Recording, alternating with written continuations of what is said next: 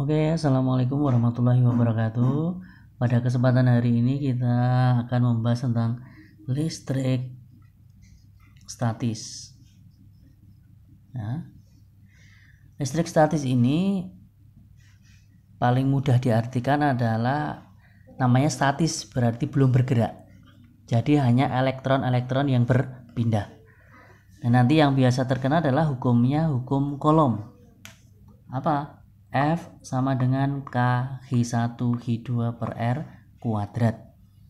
Nah, hukum Coulomb ini dapat diartikan adalah besarnya gaya tarik menarik atau tolak menolak dua buah muatan seberbanding lurus dengan kedua muatan tersebut dan berbanding terbalik dengan kuadrat jarak kedua muatan.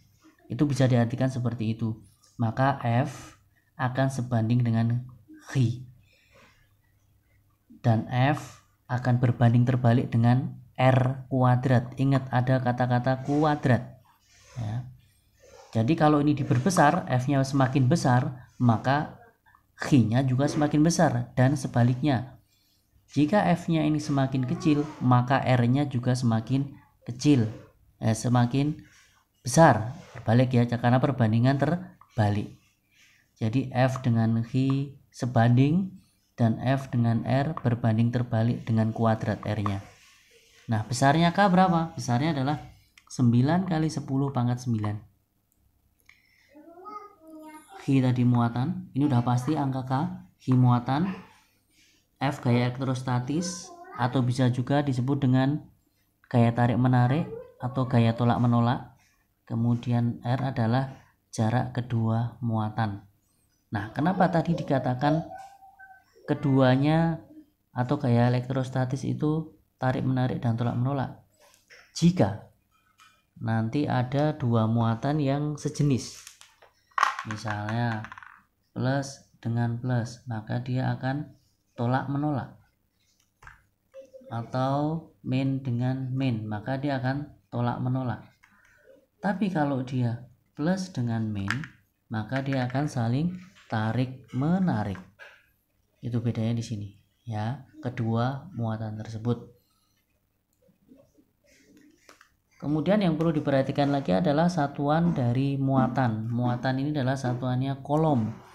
Banyak sekali di soal-soal nanti satuannya bukan Coulomb, tapi mikrocoulomb. Contoh, misalnya 4 mikrocoulomb diubah ke coulomb berapa? Ya 4 kali 10 pangkat min 6 coulomb. Jadi setiap mikro diubah ke coulomb dikalikan dengan 10 pangkat min 6. Itu selalu wajib. Ya, biasa soal-soal bentuknya mikrocoulomb, kalian harus ubah dulu. Ya. Kemudian bagaimana kalau meletakkan muatannya? Contoh misalnya seperti ini. Misalnya ada 4 muatan A, B, C, D. Ini misalnya muatannya positif, ya, sedangkan B negatif. Nah, ternyata D dengan C itu tolak menolak, ya. Tapi dengan C dengan B tarik menarik, berarti ini pasti plus karena tolak menolak. Kalau A dengan B tarik menarik, maka ini juga jadi plus juga. Ini dengan ini maka akan tarik menarik. Ini dengan ini akan tarik menarik.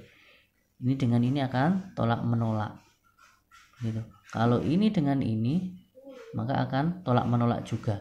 Kalau ini dengan ini maka akan tarik menarik. Nah, nanti ada konteks bahasanya seperti itu, dipelajari pelan-pelan. Ingat rumusnya, F sama dengan K Hi1 Hi2 per R kuadrat, atau lebih terkenalnya dengan hukum Coulomb.